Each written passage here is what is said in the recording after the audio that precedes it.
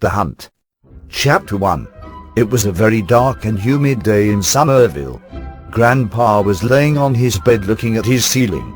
He was severely depressed because his YouTube account had been flagged. He decided he needed a new hobby. He tried many things. Finally, he discovered what he was really good at: hunting. He set several local hunting records and was well liked by his neighbors. In the summer of 2016, he began a romantic relationship with his neighbor Tina. She left her husband to marry Charles. Soon after the wedding, Grandpa started to get homicidal tendencies. One evening in late October, Grandpa had a thought. He started thinking about throat necks slit wide open real good. Grandpa's eyebrow bones were protruding outwards like a caveman. The urge and thoughts of slitting throat necks got him real excited real quick. Grandpa was slowly losing interest in his wife Tina as time went by. Grandpa was on his way home from work from his job as a woodshop teacher at a middle school as these thoughts began racing through his mind. He took home some woodshop tools to go on a splendid killing frenzy. On his way home, he picked up a hitchhiking scumbag. He decides to take him to a secluded area and mutilate his body. He was contemplating a fantastic method of murdering this disgusting man. The hitchhiker appeared to be homeless. The swell thoughts racing through his weak mind were marvelous. He found himself with a massive erection and grinning like a maniac as he was driving the hitchhiker to a deserted farmland he had known about for years. He was so self-indulged in killing a human for the first time. He thought a great way to go about doing this was by bludgeoning the man to death. He had read up on Jack the Ripper and it inspired him greatly. He intended to be infamous for his crimes. The tools he brought with him included a claw hammer, utility knife, a few screwdrivers, and a nail set. The homeless man didn't even notice that Grandpa wasn't driving to his destination.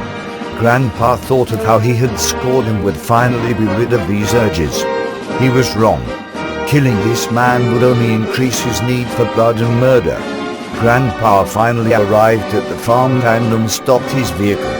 The homeless man realized that they were in the middle of nowhere. "Where the hell have you taken me?" he asked. Grandpa looked at him with a devilish grin. "Get out," he said. The man exited the vehicle and so did Grandpa. Grandpa kicked the hiker in his shin knee and had him on his knees at this point. He opened his trunk, revealing the tools to the man. Grandpa looked over his tools, contemplating a perfect tool for the job. The man made it to his feet and began slowly walking away from the scene. He couldn't run because his leg had been broken by the brutal kick Grandpa delivered to it only minutes ago. Grandpa tackled the man and began beating his face in with the claw hammer. The guy was making strange noises as Grandpa bludgeoned his head in like a watermelon. The man was moaning after Grandpa ceased to bludgeon. "Now, I'm going to slit your fucking throat neck real good," Grandpa said. Grandpa proceeded to go for the utility knife. He got to work and finished after 10 minutes of graphic throat neck slitting. He was proud of his work. He loaded the body into his trunk and put the decapitated head in a burlap sack. When he arrived home, he saw Tina's vehicle parked in the driveway. "Fuck!" he screamed. He didn't plan on killing Tina. He only wanted to get the murderous thoughts out of his head. He made his way inside, leaving the body in his trunk. Tina was washing dishes at the kitchen sink. "Honey, I'm home," Grandpa screamed as he hurled a cement block at her cranium-skull head, knocking her unconscious. She awoke to find herself handcuffed to a radiator in a tub. The tub is filled with ice. She vaguely remembers being dragged to Grandpa's basement and seeing him hovering over her with surgical tools. Her heart was pounding so hard that she could hear it in her head. The lights were flickering as she noticed scars covering her abdomen. They were poorly stitched up and started to panic. The scene looked as if it was from a horror flick. It was extremely obscure. "What the hell is this shit, fat man?" she screamed. Suddenly, the bathroom door is kicked down and a maniacal grandpa is seen wearing the face of the homeless man. He has managed to fit into the clothes of Tina and is wielding a strange weapon that he had fashioned at woodshop class the previous day. It's a 2x4 wooden plank with saw blades and rusty nails jammed into the end. He sprints towards the tub, screaming like a flying banshee. Tina stood up and slipped, hit her head on the edge of the bathtub like a stupid cunt. She was knocked unconscious once more. Grandpa didn't feel the need to slaughter her just yet. He got an idea. He hung her from her ankles to the ceiling. He began slitting her throat and neck really good with a machete from ear to ear. She was gargling violently as he cut away real good. The bucket he placed under her was filling with throat neck blood. Once her head had been completely detached from her stupid throat neck, it fell in the bucket, splashing blood everywhere. The only part of his second victim he was worried about retrieving was her scalp. He mutilated the corpse and grounded her into a liquidy pulp. He poured the remains in her sewage tank. He adds her scalp to the chest next to his hunting trophies and hunting memorabilia that contains his almost complete serial killer ensemble. He placed the detached homeless man's face onto his, put on his favorite dress, and poured himself a scotch. Chapter 2. Posts time skip to Thanksgiving. Pickle Boy asks both Grandpa and Doug to bring over an already baked turkey for Thanksgiving. Grandpa believes he can outdo Doug because he's a delusional imbecile just like his son. They can't cook worth a shit. Doug is a talentless slack, so he just purchases rotisserie chicken from Walmart. They all taste test to see who has the better turkey. Grandpa and his cognizance of birds can distinguish a chicken from a turkey, unlike his white trash relatives. Doug wins the competition and Grandpa is left in a bitter mood for the remainder of the night. He begins to fantasize about fucking the eye sockets of Doug while slitting his throat neck real good. He would love to do a tidy job. After the feast is over, everyone says their goodbyes and heads out. Grandpa is left with a large mess to clean up and celebrations that are sending him over the edge. He finishes up quickly to tail Doug and hopefully brutally murder him and retrieve a part of his delectable body to add to his cannibal casserole. Doug takes off and Grandpa follows his lead. He creeps behind Doug, trying to keep from being detected. It's raining and thundering out, which is making his task scary simpler. Everyone is going 80 on the freeway and there is barely any traffic. Grandpa sees Doug hydroplaning remotely and sees this as an opportunity to strike. Grandpa pulls into the lane next to Doug and rams into his disgusting conveyance. McDonald's wrappers and other fast food remains are flying all over the interior of his vehicle. Doug is frantically swerving and completely loses control of his vehicle. He swerves off the road into an Everglade marsh. Grandpa gets in closer to retrieve his catch for the night. He's proud of his ability to incapacitate his victims. He dragged Doug's unconscious body out of the wrecked vehicle. He tied Doug up with some rope and then proceeded to pack him into his back seat. Grandpa made his way back to his comfy abode and found himself jacking off to the thought of raping Doug mercilessly until he passed out from the pain of having a giant-ass hammer rammed up his rectum repeatedly. Once Grandpa arrived home, he dragged Doug to his basement and tied him to his radiator. Grandpa then proceeded to wake Doug up using smelling salts. He then leapt into the shadows as he noticed Doug regaining consciousness. "Where am I?" Doug asked as he began surveying the area. He was confused because he had suffered a concussion in the crash. Grandpa began making strange noises to frighten his victim. Grandpa had already dressed up in his chilling outfit. His outfit consisted of a fine polka dot covered dress, the removed face of a homeless scumbag, and the scalp of Tima. He also applied some makeup to the face mask. He began throwing feces at Doug while giggling. Doug began weeping as Grandpa hurled shit straight into his face. Grandpa then proceeded to reveal himself wielding the workshop creation. Doug began screaming. Grandpa cold-cocked Doug's ugly fucking mug repeatedly with a flurry of vicious elbows. He then proceeded to beat his head with the makeshift workshop weapon. After Grandpa finished, he began dissecting the corpse of Doug.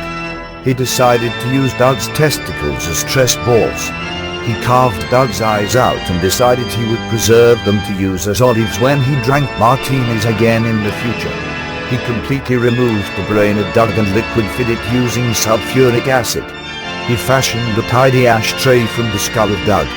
Once he was done with the corpse, he disposed of it the same way he disposed of Tina's corpse. He also fashioned a necklace out of the teeth of Doug. Grandpa went to bed happy knowing that he had taken another useless life out of this world. Chapter 3.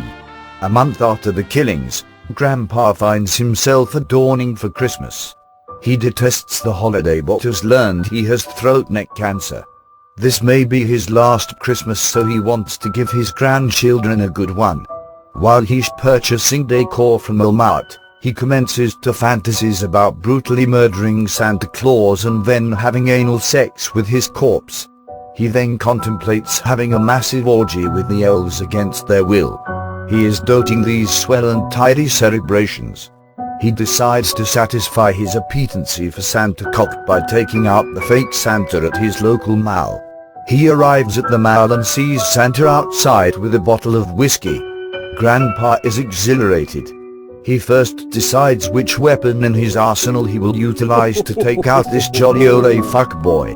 Grandpa apprehends a bottle of chloroform and decides he'd rather have Santa alive while he's anally fucking him. He marinates a tampon in the chloroform and sneaks behind Santa. He covers Santa's mouth with the tampon. Santa loses consciousness and Grandpa drags his unresponsive body to his conveyance. He throws the body into the trunk that is covered in blood and guts. While Grandpa is driving to his comfy abode, he hears kicking in his trunk. He pulls over to silence his catch. When he opens the trunk, Santa jumps out and begins screaming uncontrollably. Grandpa is holding a flashlight and bashes the butt of it into Santa's face. Santa starts bleeding profusely. Grandpa grabs a candy cane from his back pocket and unzips his pants. He sticks the candy cane in the hole to simulate a penis. He forces Santa to suck the massive candy cane until it is sharp. He then cuts Santa's throat neck with the sharp candy cane. He cannot manage to decapitate him. Grandpa throws the corpse of Santa into his trunk and makes his way home. When he arrives, he notices his front door is open. He quietly opens his car door and absconds his vehicle. He creeps his way towards his front door. He can hear people whispering inside. He hides under his porch. After about 5 minutes, the intruders exit his comfy abode. They are wearing ski masks and speaking in Spanish. Grandpa is enraged by the fact that they're not Caucasian. They descry the van parked in his driveway and start to panic. They start searching the area for Grandpa. Grandpa manages to sneak to his van and drive away. He hangs out at a gas station for about 30 minutes. He then makes his way back to his comfy abode. The intruders are gone. Grandpa enters his house to find the place trashed. He almost wants to throw a high sea fit. He drags the corpse to his basement and ascertains they didn't tamper with his trophies. He is assuaged to learn his most prized paraphernalia are right where he left them. He obviously can't report this to the police because he happens to have corpses in his basement. He gets to work on the Santa corpse. He meticulously dissects the body and abstracts all of the organs. He integrates the ears from the corpse to his serial killer ensemble. He then disposes of the corpse the exact same way he disposed of the last 2 corpses. Chapter 4. It has been months since Grandpa upgraded his serial killer ensemble. He is surprised that he has made it this far. He figured he would have been caught 2 months ago. He decided it was time to strike again. He decides to peregrinate to Washington, D.C. to commence a relationship with a girl he has known for years. He of course decides mid-flight that he will kill this girl. He arrives in Washington and meets the girl outside of the airport. They take a taxi to a local motel. They rent a room for two.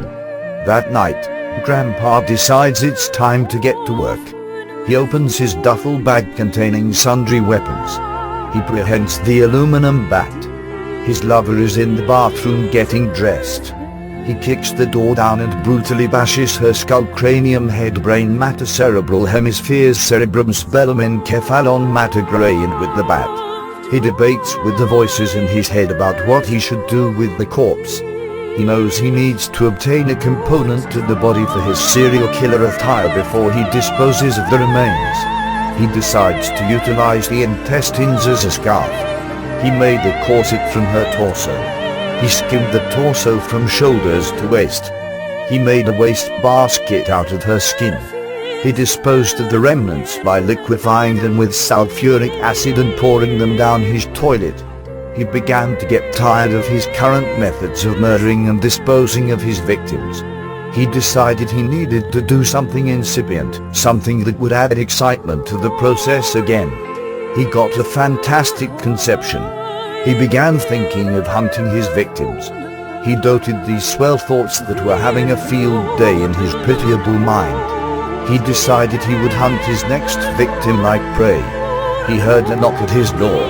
He immediately obnubilated the spilled jewelry and other things that made his dormitory look like domestic violence had just taken place in it. He peeked through the door aperture.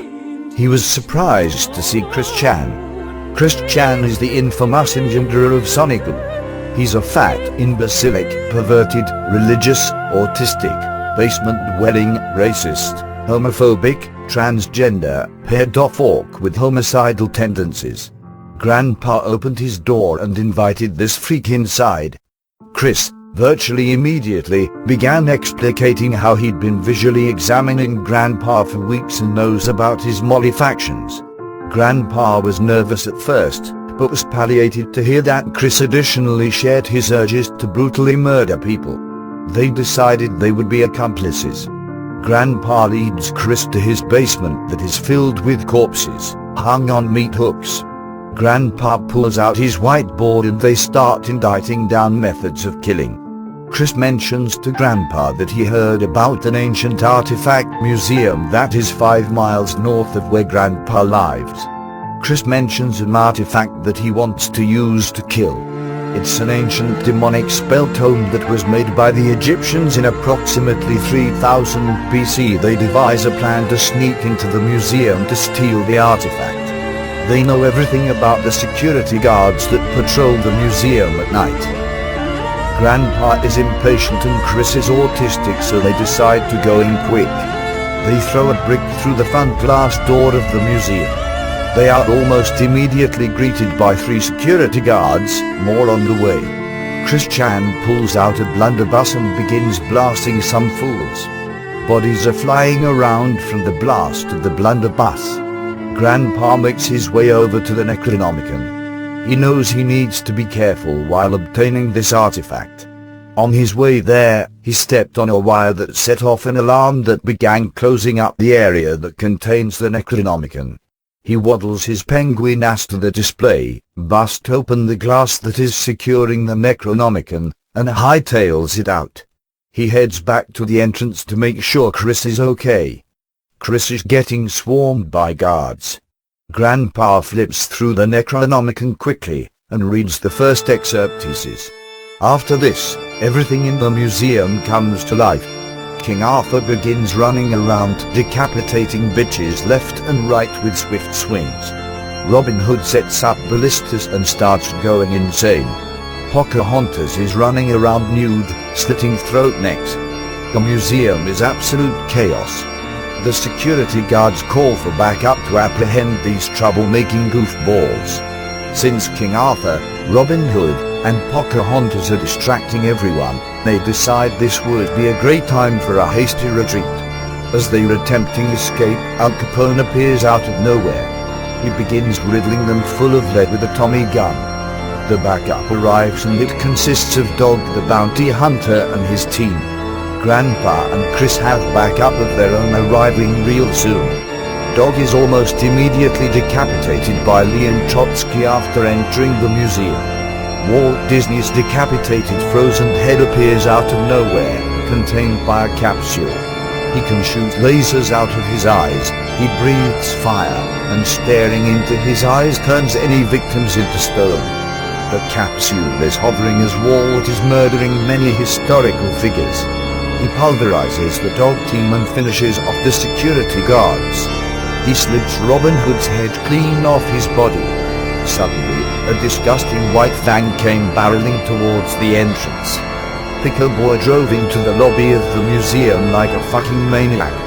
Grandpa and Chris Chan get into the revolting conveyance. Pickle Boy put pedal to the metal. Pickle Boy is questioning why they needed to be picked up so urgently.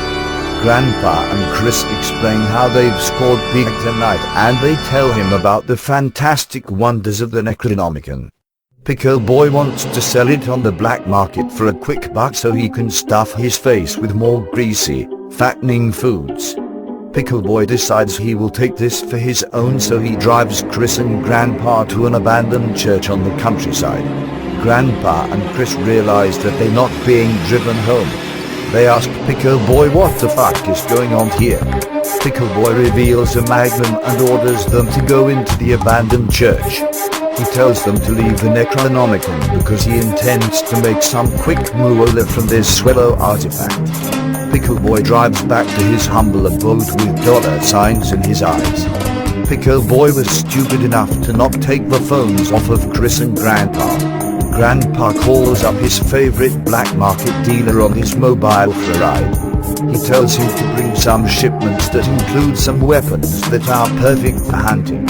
He bought 2 crates of weapons that he got from Yemen. The black market dealer, or boat, arrives at the abandoned church. Grandpa and Chris enter his van and begin doing business.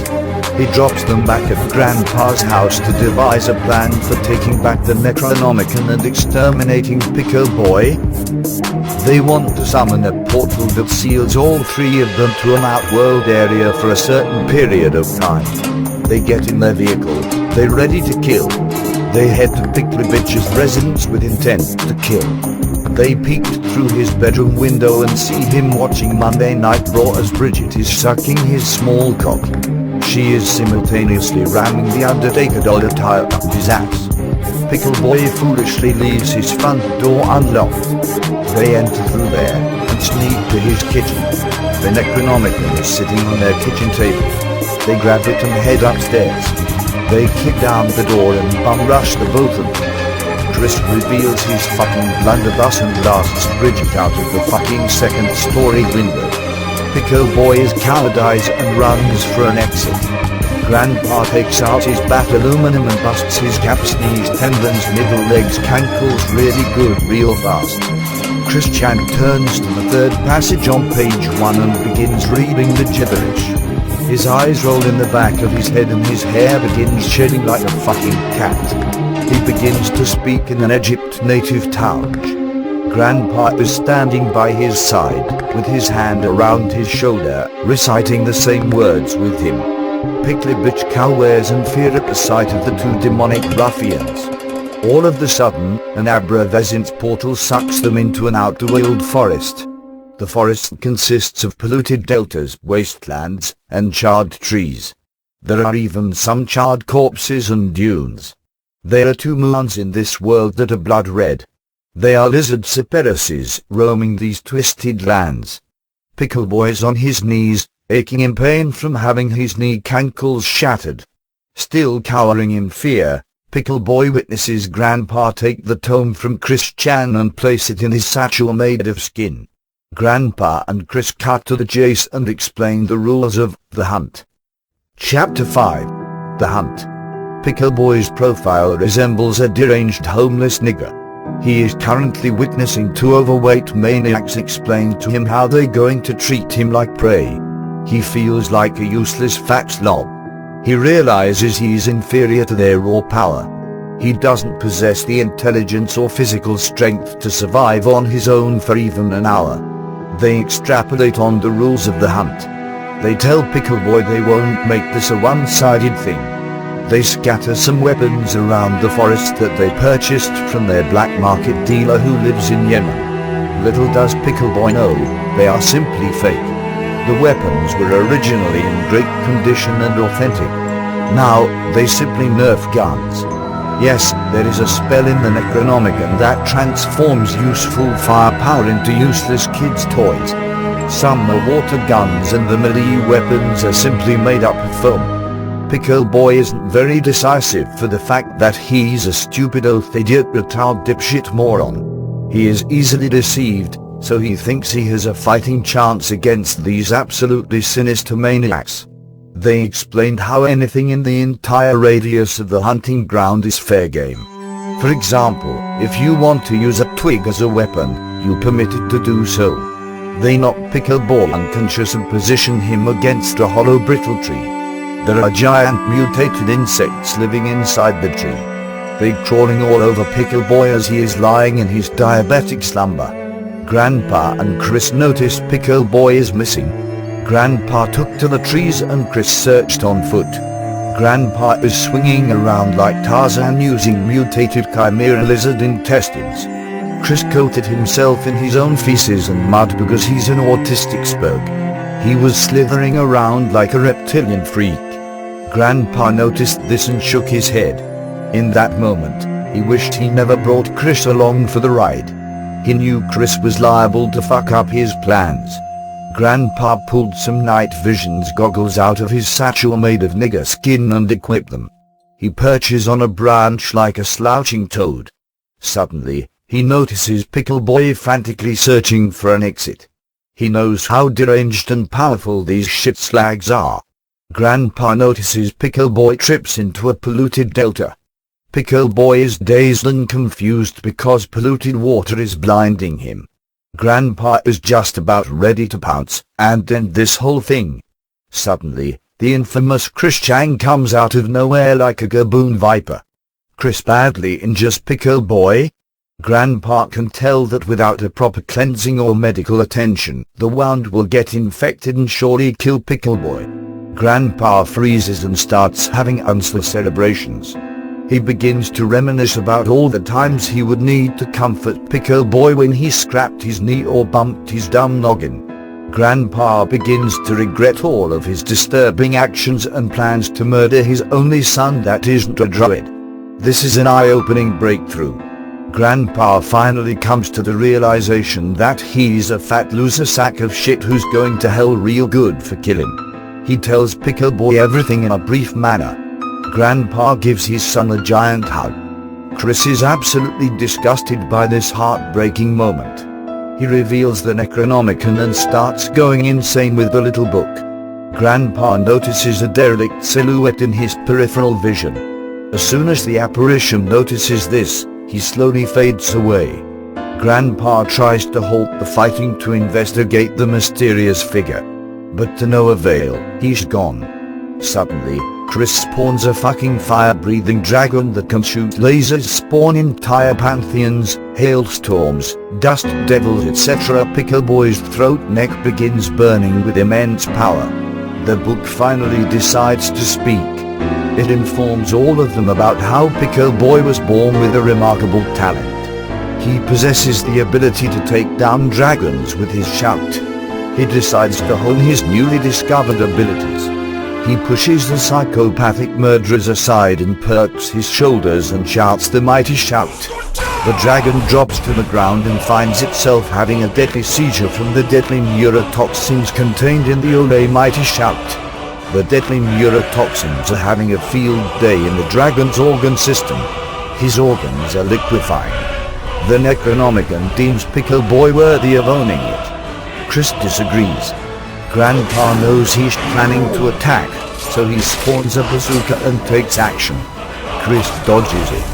The next thing he knows, Grandpa is performing a descending pouncing axle driving Fulton's descent serpent sun-yielding flurry dragon soul cobra sting half crescent moon kick atomic white tiger strike of immortal soul shattering elemental scissor axe blue dragon heel kick tormented psyche pulverization demolishing jaw cracker brain implosion of unending unforeseen prophecies legendary ancient reverse medas as stone gaze gruesomely brutalizing kraken tidal wave macerate eviscerating infinity spinning jagged backwards jaguar spiked excalibur blinding holic demented light of dimes lightning imbued razor hell spiked trident of dark clergyman's demonic immense necromancer warlocks sorcery blood magic of mass obliterating diluted hypnosis vexing devil of unfathomable incantations. Number 43. His entire body explodes. His remains turn into black ash and evaporate. His existence has been completely abolished. Grandpa and Pickle Boy rekindled their relationship and hitch a portal back to Somerville. Little do they know, the mysterious figure has managed to rebuild Chris. The index page from the Necronomicon is laying on the ground. The scientist picks it up. His pupils have been replaced with dollar signs because this shit is so cash. To be continued in the Metamorphosis.